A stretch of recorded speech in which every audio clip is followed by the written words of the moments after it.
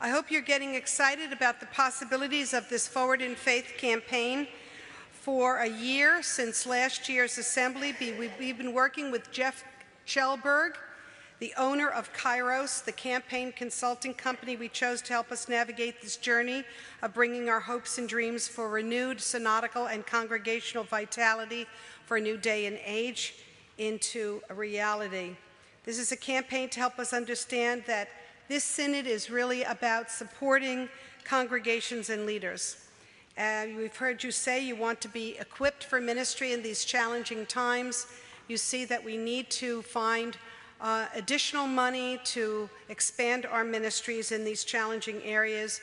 We have told us you want to be better connected to each other, to learn to one another, and to continue to walk collaboratively as a synod. Please read your Forward Together in Faith packets and share what you've learned with your congregation. We're going to be looking for good people in your congregation to be good connectors to share this vision. Remember, this is a 3-year campaign, so think carefully about how you will be participating now and in the future. So let me introduce Jeff Chelberg, a former ELCA pastor and now church development consultant. He will share what we've learned as a synod and how best to support and equip congregations and leaders. And please welcome Jeff Chelberg. And during the course of these 2 days, you're welcome to speak with him about any questions you have about the campaign. And it was Jeff who really helped pull this together and keep us on track so that we would be ready to present our components at this assembly. Thank you, Jeff.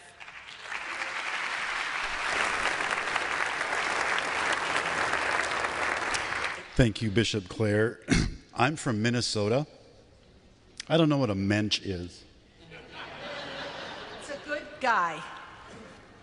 Good. I guess I want to be a mensch then. That was helpful. 1 year ago... I can use some other Yiddish words, and I'll be glad to. Couldn't hurt. Good. I have that to look forward to. 1 year ago, David Lowe stood in front of you as an assembly, sharing with you some things that we had discovered about this synod, and put before you the resolution to move forward with the discovery and development of doing a capital appeal or a mission advancement campaign. And since that time, there has been a significant amount of work that has been done by you. A lot more listening, a lot more planning, a lot more discovering and compiling and learning so that we can discern what God is up to here to cast that vision so we can live into what God is dreaming for you. And as a result of that hard work, in fact, I've been here so much that I'm this close to being a diamond member of this Sky Club for Delta. Thank you. That's 125,000 miles, by the way. So we have done a lot of work, and I want you to know that what you're going to hear today throughout the day is your vision. This isn't the Synod's vision to you. This is your vision. And so I'm excited for you to learn more about these components. But I do want to say one thing. Almost 20 years ago, 15, 20 years ago, I was at a workshop with Ken and Callan. And the question that he was discussing is, what does the 21st century look like? And his answer was, just like the first century church. And it's true. Think about the vision that you have cast for this program, this Forward Together in Faith. Look at it. Equippers. Oh. Hi, I'm Dan No. Scharnhorst. Stop. That wasn't a bad cue, though, Bob. That was a pretty good cue. Rewind. It is my fault. I'm pointing to the banners. But think about it. I was excited about this. The components are, go therefore make disciples of who? All nations. Was there a roadmap? Was there a manual? It was like, wow, how are we going to do this? And so look at your vision It is the first century church. Innovators. We had to be communicators, networks, and equippers. That is exciting stuff. And that's what you, as a synod, have come up with. And so now, this is the first component.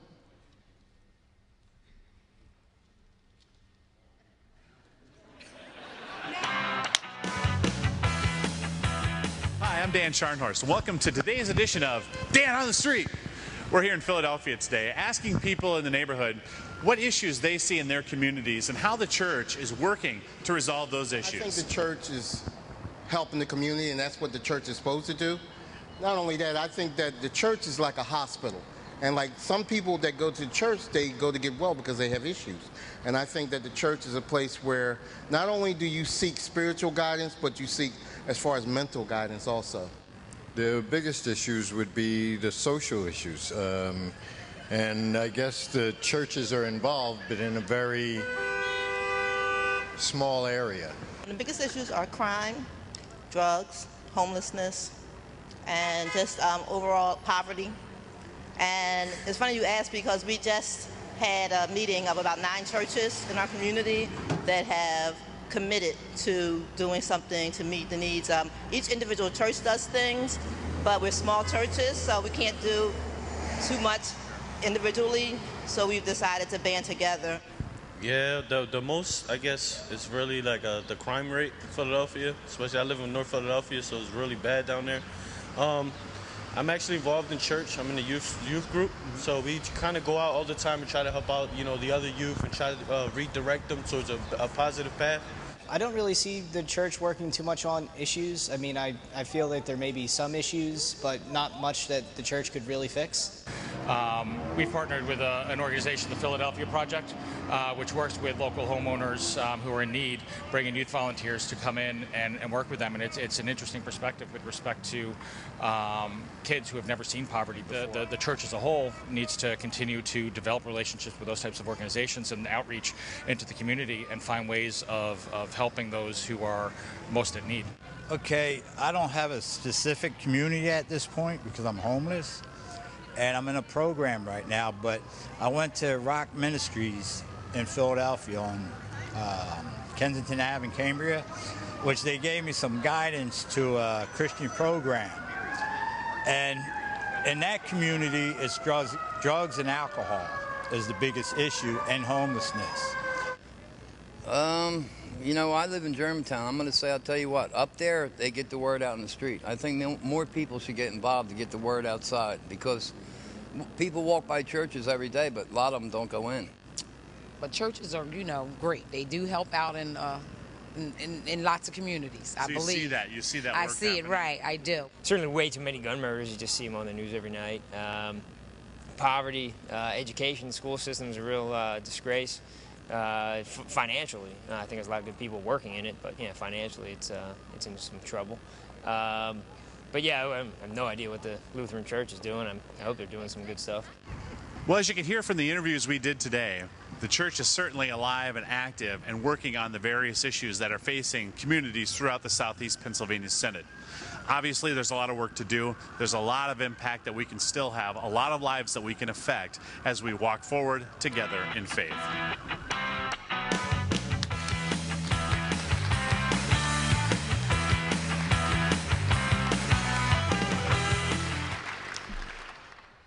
Where's our Dan on the Street?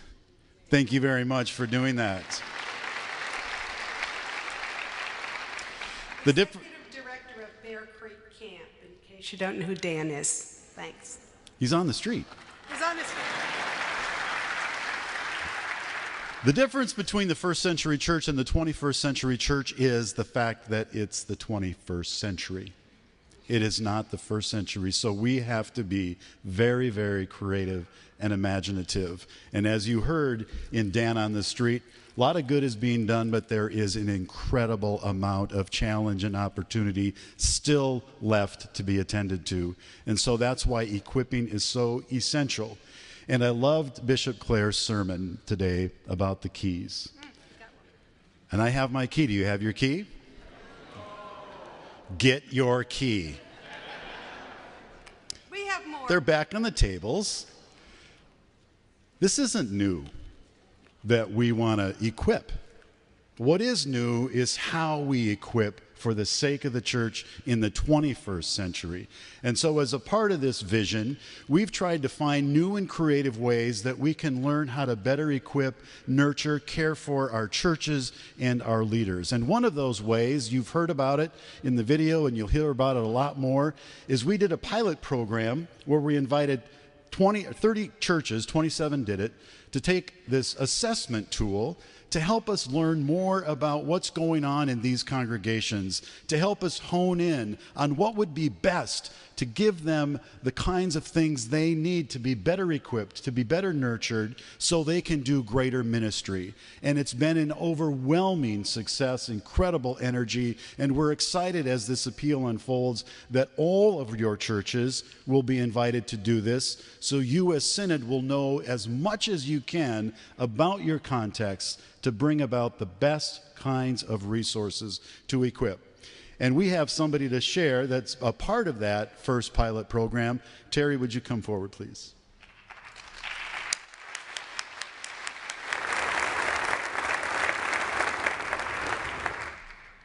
Gotta get the eyes. My home church is Trinity Lansdale, and I wanted to tell you a story that will demonstrate to you what the cost and consequences are of not knowing what you don't know. And I hope that my story with Trinity is going to encourage you to take advantage of that CAT tool that Jeff just told you about. About this time last year, Trinity had embarked on a 3-year capital campaign. We did a full year planning for it. When the time came for us to pick a campaign consultant, it was down to two firms. The deciding factor between the two of them really came down to the timetables for the campaign. One of those firms was Kairos, Jeff back there. They wanted us to administer this CAT tool. They said that we would be able to collect many viewpoints from our congregation, identify what excited and energized our members, and assess their willingness and capacity to move our ministry into the future. Since we had already done close to a year of planning, we didn't want to spend any more time on gathering any more information. We had a very long list of very long overdue capital campaign projects we had to tackle, and we had a pretty decent idea of how much money it was going to take us to do it. We were just anxious to move on, so we went with the other firm. Within 6 months after launching the campaign, pledges and gifts from just half of the households we targeted brought us halfway to our goal. Yay us. The good news. The bad news is we've been at a standstill ever since. In spite of following up and following the book on all those unresponsive households, they just weren't budging. We didn't have an inkling as to why until, ironically, Trinity was accepted this Synod's invitation to take this CAT survey in January. Among a lot of other valuable information, that tool revealed to us that roughly half of our survey respondents were fence sitters. Their energy and enthusiasm for some of Trinity's ministries were neither high enough nor low enough to move them in any particular direction. What that said about the capital campaign is that the level of excitement it was eliciting from at least half of our households neither were strong enough for them to accept it, nor weak enough for them to reject any of the appeals that we made for support. Had Trinity taken the time to do that CAT survey when we were first offered the opportunity in the fall of 2013, we would have never, ever embarked on that campaign. We would have known that the congregational vitality wasn't where it needed to be to support the campaign. Instead of moving forward with that, Trinity could have, would have, and should have poured our time and attention into discovering why half of our members were sitting on the fence and what kind of decisions and changes we needed to make to compel them to jump off with gusto. We can't recapture the money that we invested or the time that we lost because we rushed the process. But we did gain a wealth of information that we were going to use to explore in conversation with our congregation now that our focus is where it should have been all along. Thanks.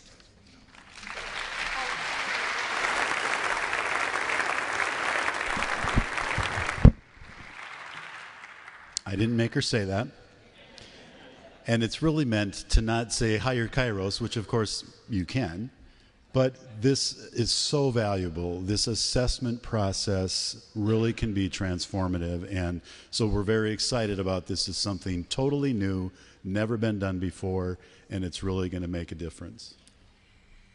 So instead of a keynote speaker this year, we are going to be exploring the 4 areas and components of our capital campaign, and then of course with the ELCA campaign, our church-wide representative, Pastor Stephen Bowman, will be giving us some information on that. Just want to share with you some of the ideas we have on what this equipping arena would be. With the resources that we raise in the next 3 years, we will start a mission school to teach clergy and lay leaders how to take risks and to share success and failures as well.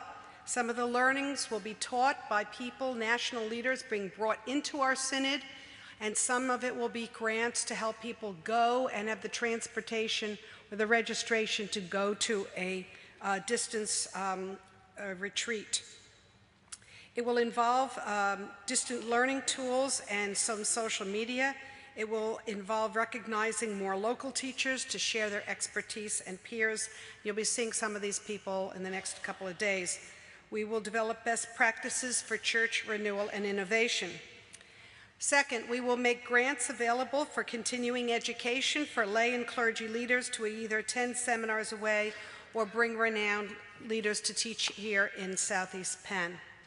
3, the congregations in the Southeastern Pennsylvania Synod will have access to this assessment tool, as Terry and Jeff talked about, that will help you identify your willingness to change as a congregation, because nothing will happen unless we look at the vitality in each church, and where are the ways where you need assistance, in what areas are you strong, and how you can share with other congregations in order for us to learn together.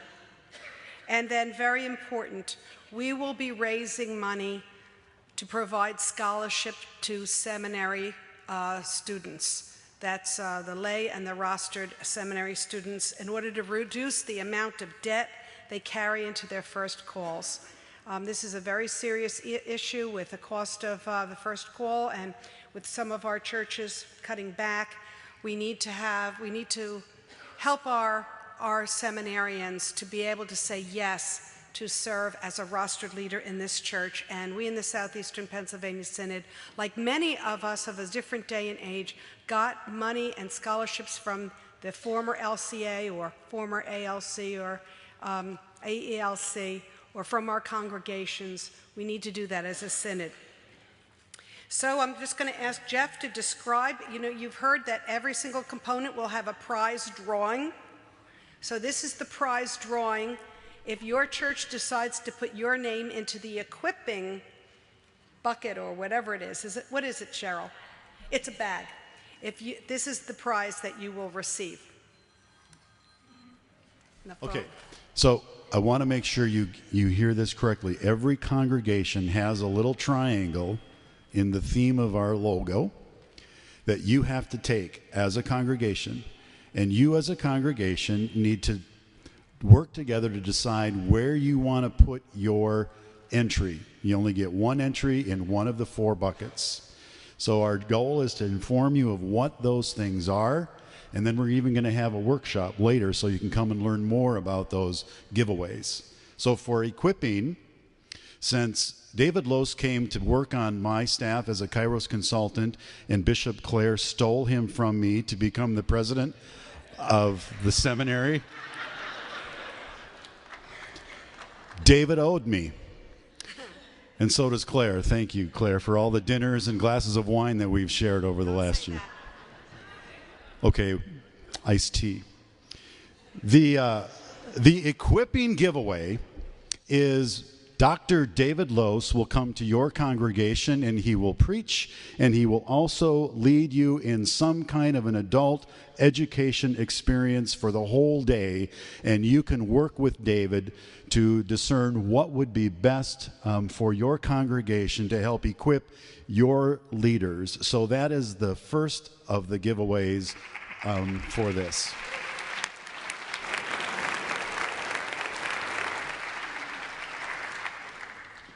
I'm not sure if it's the whole day, but it's certainly a significant part of the day. It's the whole day. It's the whole day. Okay.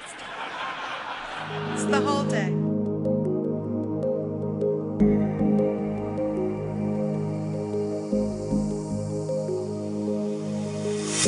day.